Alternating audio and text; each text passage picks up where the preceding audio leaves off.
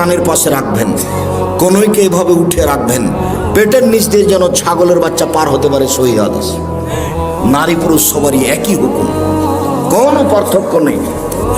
সিজদা থেকে উঠে দোয়া পড়েন, আবার সিজদাই যান, উঠে আসেন, এ হলে 1 রেকাত, আরো 1 রেকাত, এ হলো 2 রেকাত।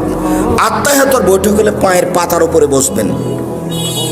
আর যদি সালামের বৈঠক হয় তাহলে বাম পাকে ডান দিকে বের করে দিবেন, নিতম্বের উপরে বসবেন, ডান পাটা খাড়ো হয়ে থাকবে, বাম হাতের আঙ্গুল জমা জমা করে হাঁটুর উপরে রাখবেন, ডান হাতের আঙ্গুলের কনিষ্ঠ আঙ্গুল এবং তার পরেরটা জমা করবেন। করেন তো দেখি।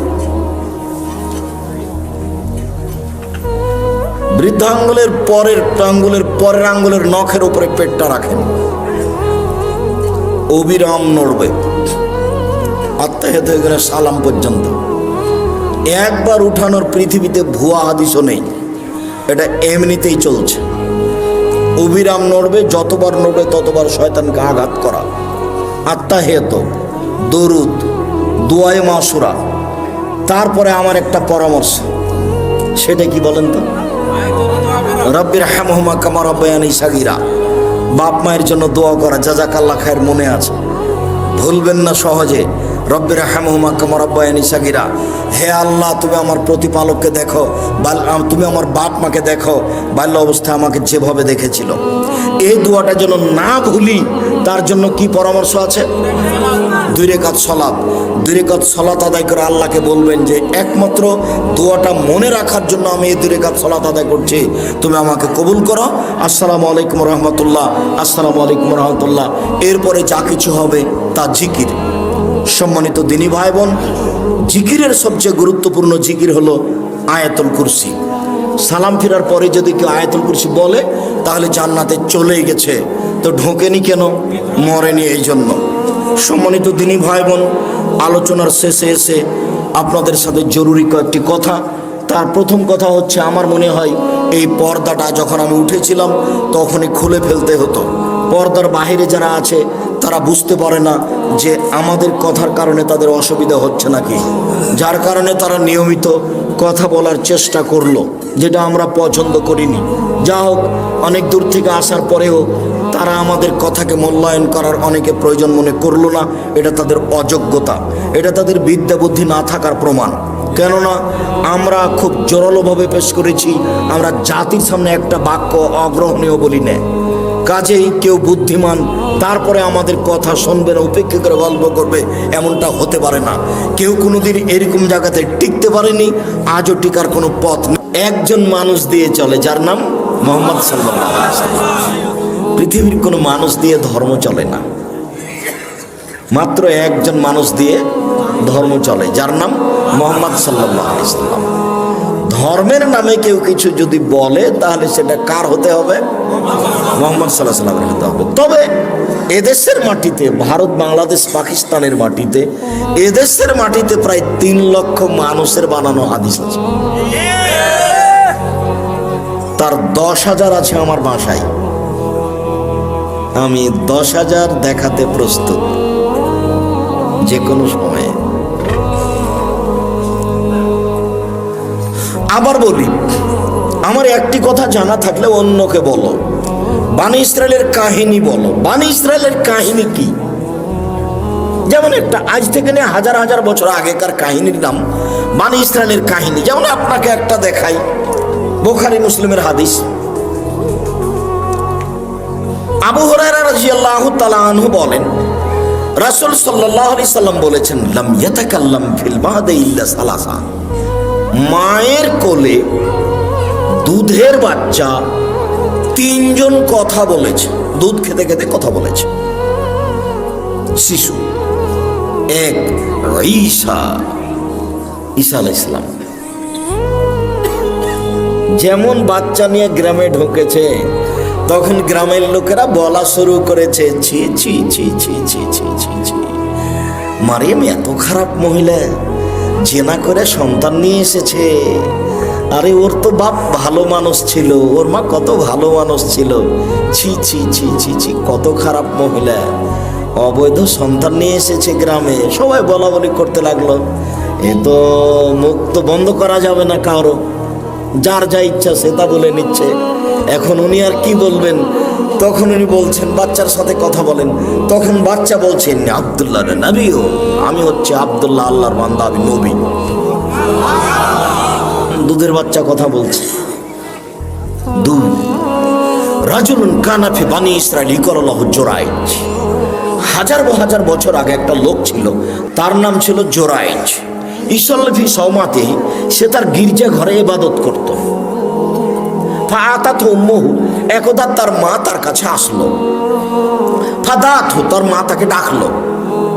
যখন তার মা তাকে ডাকলো, ফাকালা, সে নিজেকে বলতে লাগলো, উজিবহা উসল্লি, আমি কি এখন আমার মায়ের ডাকে সাড়া দিব না সলাত আদায় করব? আমার মা যে ডাকছে, আমি যে এখন সলাত আদায় করছি, তো আমি এখন মায়ের ডাকে সাড়া দিব সলাত বাদ দিয়ে, না আমি সলাত আদায় করতেই থাকবো?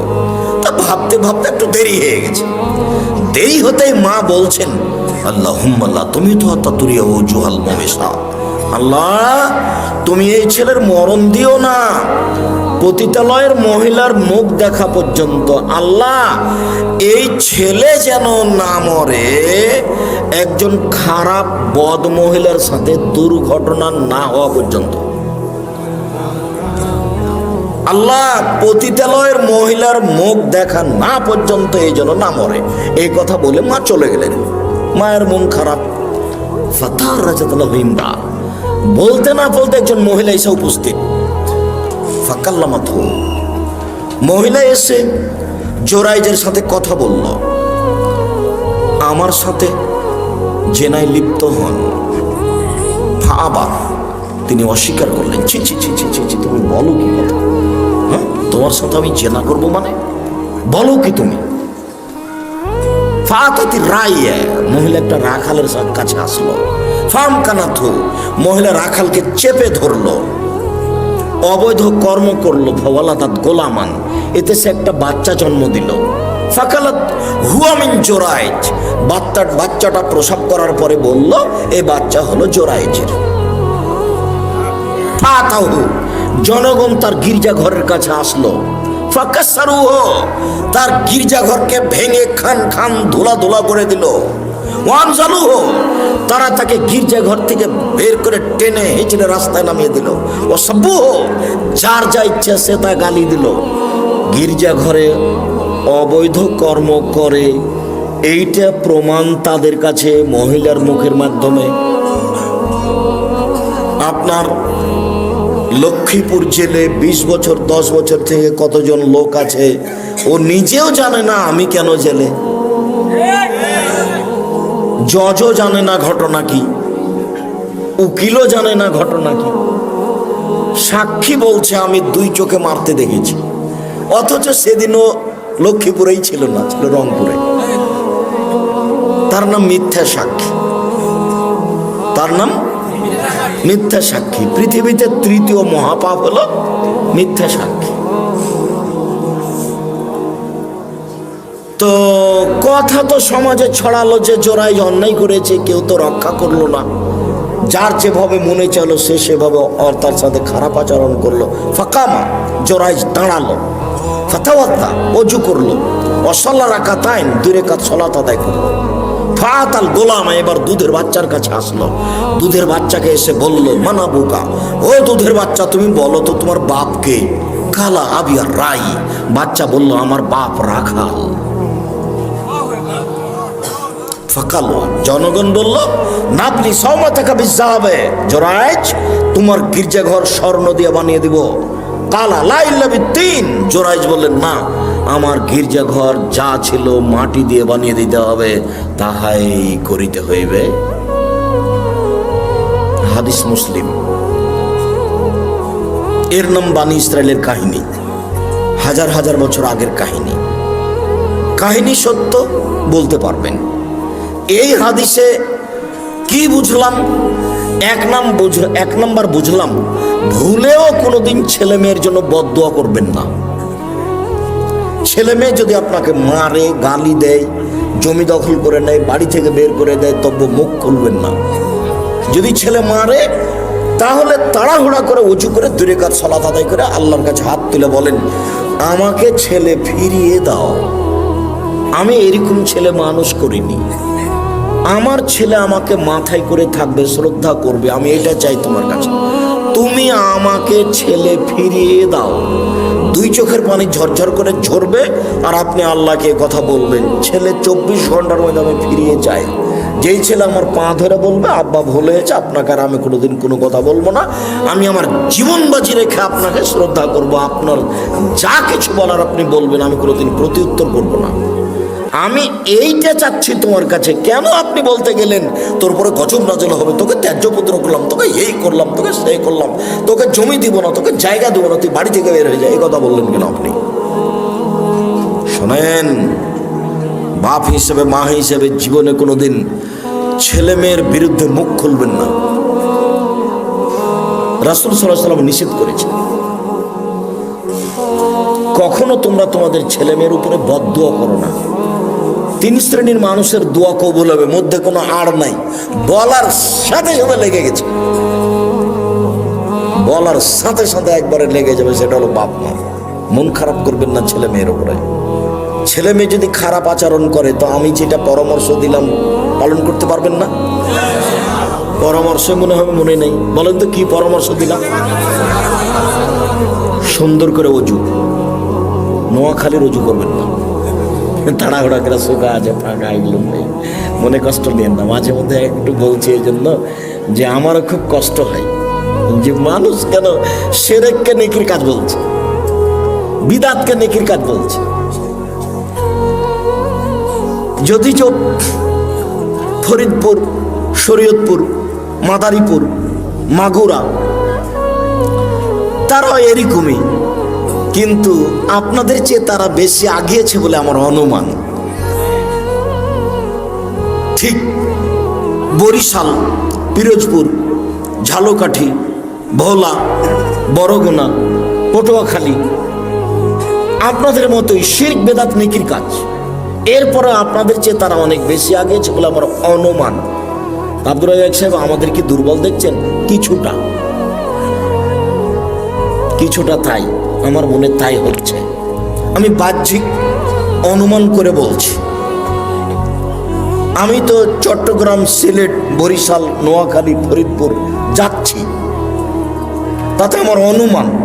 তবে ফরিদপুর, শরীয়তপুর, মাদারীপুর, মাগুরা, আপনার ওইদিকে বরিশাল, ঝালকাঠি, পিরোজপুর, ভোলা, বরগুনা, পটুয়াখালী, আর এইদিকে আপনার নোয়াখালী, ফেনী, লক্ষ্মীপুর, আর ওইদিকে আপনার কুমিল্লা, আপনার চাঁদপুর, ব্রাহ্মণবাড়িয়া, ওইদিকে আপনার সিলেট, সুনামগঞ্জ, মৌলভীবাজার, এইসব পুরো জেলাগুলি 19-20 শিরক নেকির কাজ, বিদআত নেকির কাজ। অবাক, শিরক করে বলছে নেকির কাজ করলাম, বিদআত করে বলছে নেকির কাজ করলাম। আসসালামু আলাইকুম, হাত খানটেন একবার বুকে মারলো, তারপর এমন কোন মায়ের বেটা জন্ম নিয়েছে আজ পর্যন্ত, আজ থেকে কিয়ামত পর্যন্ত সময় থাকলো এভাবে হাত মিলানোর পরে হাত টেনে আর কিছু করতে হবে? এভাবে হাত মিলানোর পরে হাত টেনে আর কিছু করতে হবে, এটা প্রমাণ হয়ে গেলে আমি আব্দুর রাজ্জাক বিন ইউসুফ আর জিন্দেগিতে বক্তব্য দেবো না। তার মানে আপনার কাছে বিকৃত ধর্ম আছে, বিকৃত ধর্মে আপনার কাছে প্রিয়। সম্মানিত দিনী ভাই বোন, বলছিলাম আমার একটি কথা জানা থাকলে অন্যকে বলো। 1, 2 বানি ইসরায়েলের কাহিনী বলো। 3 কেউ যদি কোনো কথা আমার নামে বলে, সেই কথা যদি আমার না হয় তাহলে তার থাকার জায়গায় জাহান্নাম। এইবার আপনি ফায়সালা দেন। বালাগাল ওলা বেকামালেহি কাশাফাদ্দ যাবে জামালেহি হাসনাত জামিও খেসালেহি সাল্লু আলাইহি ওয়া আলিহি। এই দরুদ যদি নবীর না হয় তাহলে কি হবে? কাউকে বলা লাগবে না, ফতোয়া দেওয়া লাগবে না, এমনিতে পথ রেডি হয়ে আছে। যেটা আপনি ইবাদত করছেন সেটা যদি রাসূলের না হয়, যেটুকু করছেন, যা করছেন, আমি আপনি কোনটা করবেন কোনটা করবেন না, কোনটা চলবে কোনটা চলবে না আজকে বলতে আসিনি। তবে আমার 1 নম্বরে কথা হলো এইটা, দুই নম্বরে কথা, উপস্থিত বৈঠকের মুসলিম বোন যারা আপনারা বাড়িতে বা প্রজেক্টরের মাধ্যমে কোনো জায়গাতে বসে অপেক্ষা করছেন, আর এইখানে যে বাচ্চা ছেলেগুলি